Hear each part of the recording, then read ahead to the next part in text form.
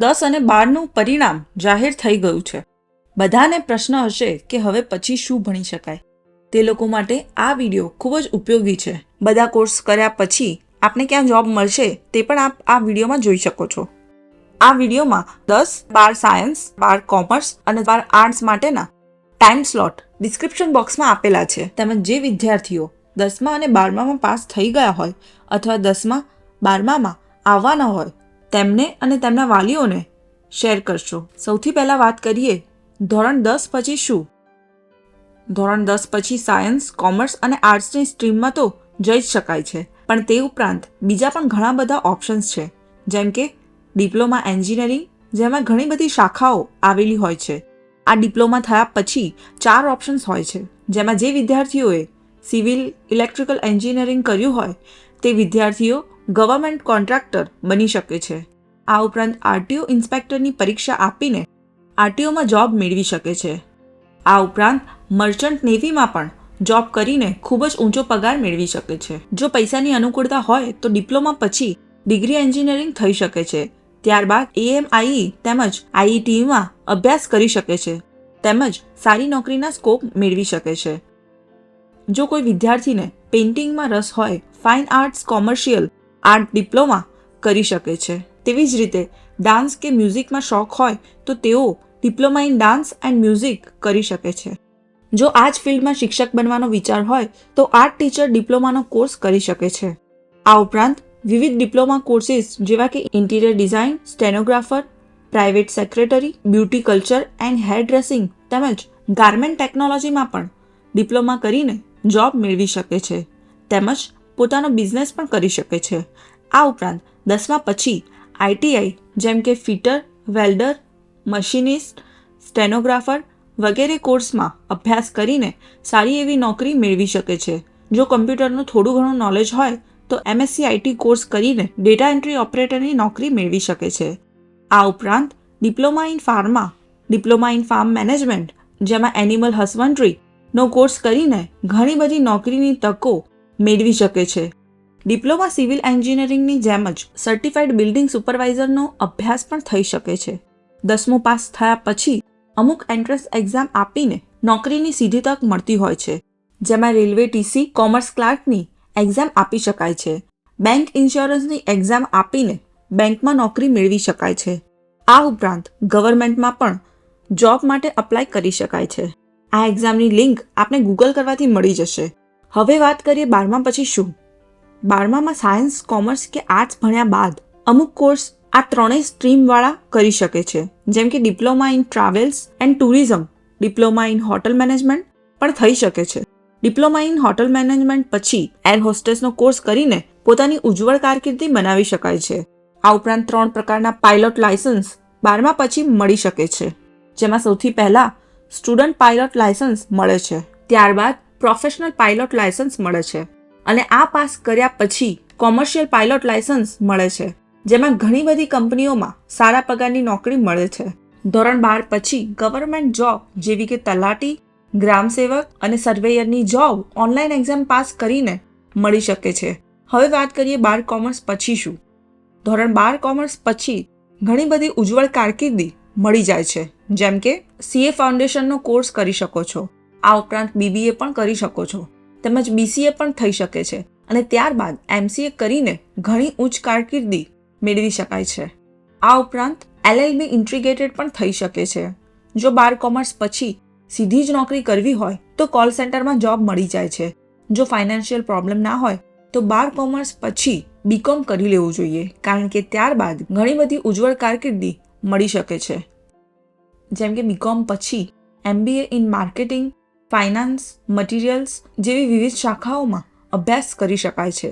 આ ઉપરાંત જો વકીલ બનવું હોય તો બીકોમ પછી એલએલબી અને ત્યાર પછી એલએલએમનો અભ્યાસ કરીને વકીલ બની શકાય છે. જો શિક્ષક બનવું હોય તો બીએડ અને ત્યારબાદ એમએડ કરીને ગવર્મેન્ટ અથવા નોન ગવર્મેન્ટ શાળાઓમાં શિક્ષકની નોકરી મેળવી શકાય છે. જો મિલિટરીમાં જવાની ઈચ્છા હોય તો બીકોમ પછી ઇન્ડિયન મિલિટરી એકેડમી જોઈન કરી શકાય છે. આ ઉપરાંત સોફ્ટવેરના ફિલ્ડમાં જોબ મેળવવી હોય તો એમસીએ અથવા એમસીએન નો કોર્સ કરીને સોફ્ટવેર કંપનીમાં જોબ મેળવી શકાય છે.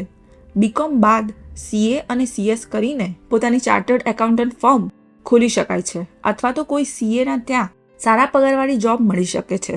આ ઉપરાંત ટેલીનો કોમ્પ્યુટર કોર્સ થઈ શકે છે, જેનાથી નાની મોટી કંપનીમાં અકાઉન્ટન્ટની જોબ મળી શકે છે. જો ઇમ્પોર્ટ એક્સપોર્ટમાં ઇન્ટરેસ્ટ હોય તો BCom પછી ડિપ્લોમા ઇન ઇમ્પોર્ટ એક્સપોર્ટ થાય છે. ત્યારબાદ બિઝનેસ કે જોબ મળી શકે છે. BCom પછી લાઇબ્રેરિયનની જોબ મેળવવા માટે બેચલર ઇન લાઇબ્રેરી સાયન્સ અને ત્યારબાદ માસ્ટર ઇન લાઇબ્રેરી સાયન્સનો અભ્યાસ કરી શકાય છે, જેમાં લાઇબ્રેરિયનની ઉચ્ચ પગારવાળી જોબ મળે છે. BCom પછી એન્ટ્રન્સ એક્ઝામની વાત કરીએ તો તેમાં બેંક અથવા ઇન્સ્યોરન્સ પ્રોબેશનરી અથવા ડેવલપમેન્ટ ઓફિસરની એન્ટ્રન્સ એક્ઝામ આપી શકાય છે. જો ક્લાસ 1 ઓફિસર બનવું હોય તો તે માટે GPSC UPSCની એક્ઝામ આપી શકાય છે અને જેનાથી IAS IPS DYSP તેમજ ક્લાસ 1 ઓફિસરની ગવર્મેન્ટ જોબ મળે છે. હવે વાત કરીએ 12 આર્ટ્સ પછી શું. જો શિક્ષક બનવું હોય તો 12 આર્ટ્સ પછી PTC થઈ શકે છે અને ત્યારબાદ ગવર્મેન્ટ અથવા નોન ગવર્મેન્ટ શાળામાં શિક્ષકની નોકરી મળી શકે છે. જો 12 આર્ટ્સ પછી તરત જ જોબ કરવી હોય તો કોલ સેન્ટરમાં જોબ મળી શકે છે.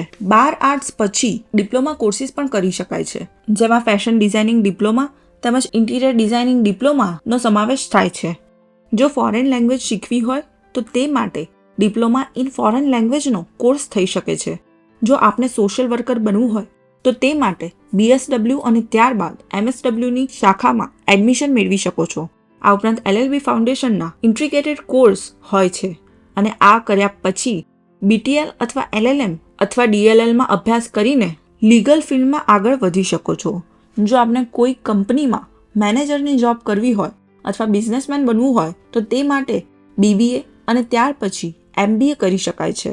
જો પૈસાની અનુકૂળતા હોય તો 12 આર્ટ્સ પછી BA કરી લેવું તે વધારે સારું છે, કારણ કે ત્યારબાદ ઘણી બધી વિદ્યા શાખાઓમાં એડમિશન મળે છે અને નોકરીની ઉજ્જવળ તક હોય છે. જેમ કે BA પછી BPED નો કોર્સ કરીને PT ટીચરની જોબ મળે છે. BA પછી માસ કમ્યુનિકેશનમાં MA કરી શકાય છે. જો તમને જર્નાલિસ્ટ બનવું હોય તો તે માટે BA પછી બેચલર ઓફ જર્નલિઝમનો કોર્સ કરી શકાય છે. તેમજ BA પછી LLB અને ત્યારબાદ LLM કરી શકાય છે. જો લાઇબ્રેરિયન બનવું હોય તો તે માટે બેચલર ઓફ લાઇબ્રેરી સાયન્સમાં એડમિશન લઈ શકાય છે. BA પછી MBA થઈ શકે છે. આ ઉપરાંત MCA અથવા MCM કરીને સોફ્ટવેર કંપનીમાં જોબ કરી શકાય છે. BA પછી ડિપ્લોમા ઇન ડ્રામેટાઇઝેશનનો કોર્સ કરીને એક્ટિંગ ફિલ્મમાં ઉજ્જવળ કારકિર્દી બનાવી શકો છો. આ ઉપરાંત એન્ટ્રન્સ એક્ઝામની વાત કરીએ તો તેમાં GPSC UPSC ની એક્ઝામ આપીને IAS IFS IRS IPC IPS officer તરીકે ગવર્મેન્ટ જોબ મળી શકે છે. આ ઉપરાંત સબ ઇન્સ્પેક્ટર એક્ઝામ પણ આપી શકો છો, જેમાં BSF CRPF CISF ની જોબ મળે છે. હવે વાત કરીએ 12 સાયન્સની. 12 સાયન્સમાં A કે B કોઈ પણ સ્ટ્રીમમાંથી પાસ થયા પછી army police department, navy police department તેમજ એરફોર્સ પોલીસ ડિપાર્ટમેન્ટની એક્ઝામ આપીને ભારત સૈન્યની 3 વિંગમાં જોઈન થઈ શકો છો. હવે વાત કરીએ 12 સાયન્સ B ગ્રુપની, જેમાં BA MS અને MD કર્યા પછી આયુર્વેદિક ડોક્ટર તરીકે પ્રેક્ટિસ શરૂ કરી શકો છો. BHMS કર્યા પછી હોમિયોપેથી ડોક્ટરની પ્રેક્ટિસ કરી શકાય છે. BDS તેમજ MDS કર્યા પછી ડેન્ટલ ક્લિનિક ખોલી શકાય છે. આ ઉપરાંત MBBS કર્યા પછી MD અથવા MS અથવા સ્પેશિયલ ડિપ્લોમા કરીને ડોક્ટર તરીકે પ્રેક્ટિસ કરી શકાય છે. આ ઉપરાંત પેરામેડિકલ કોર્સિસ પણ થઈ શકે છે.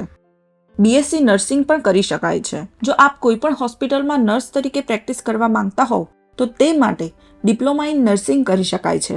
આ ઉપરાંત BMLT જે પેરામેડિકલ કોર્સનો જ એક ભાગ છે તે કરી શકાય છે.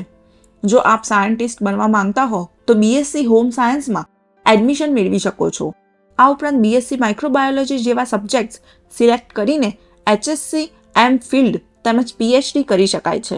આ જ BSc પૂર્ણ કર્યા પછી MSc બાયોટેક અને ત્યારબાદ MTech બાયોટેક કરી શકાય છે. હવે વાત કરીએ 12 સાયન્સ A ગ્રુપની, જેમાં જો આપ એરફોર્સ, નેવી કે આર્મીમાં જોડાવા માંગતા હો તો તે માટે NDAમાં જોડાઈ શકો છો.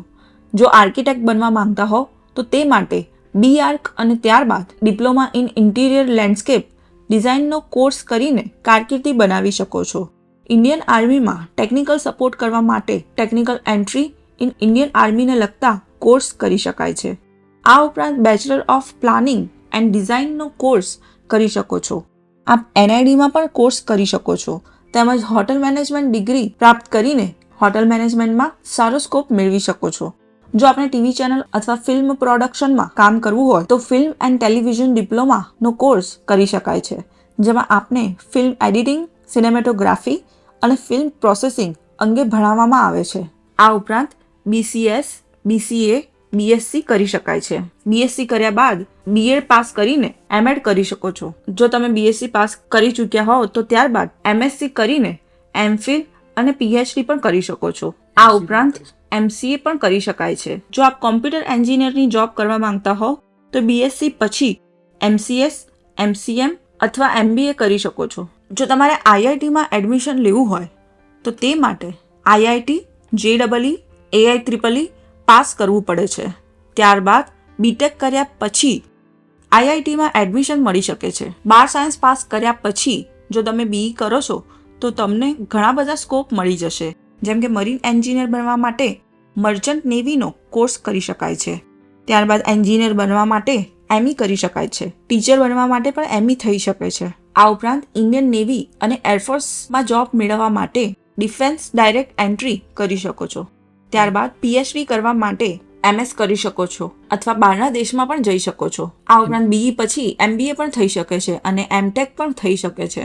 જો આપણે સિવિલ કે ઇલેક્ટ્રિકલ ફિલ્ડમાં અભ્યાસ કર્યો હોય તો ગવર્મેન્ટ કોન્ટ્રાક્ટર પણ બની શકો છો. હવે વાત કરીએ એન્ટ્રન્સ એક્ઝામની. જો આપણે રેલવેમાં જોબ કરવી હોય અથવા પબ્લિક સેક્ટર કંપનીમાં જોબ કરવી હોય તો IES એક્ઝામ આપવી પડે છે. તેવી જ રીતે IFS, IRS, IES, IAS અને IPS ઓફિસર બનવા માટે GPSC, UPSC એક્ઝામ આપવી પડે છે.